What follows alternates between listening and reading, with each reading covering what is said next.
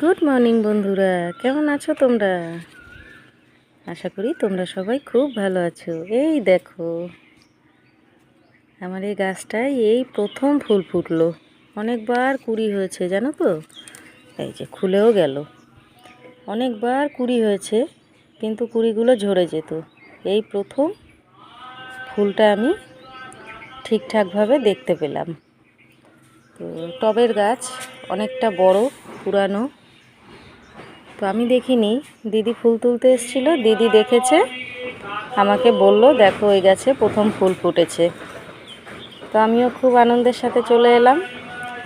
তো আজকে সোমবার, যদিও মহাদেবের পুজোয় এই ফুল দেয় না, বা যখন মানুষ অন্যান্য ফুল না পায় তখন তো ঠাকুরকে যে কোনো ফুলেই পুজো করে। আর তাছাড়া ঘরে মা কালী আছে, তাদেরও দেওয়া যাবে।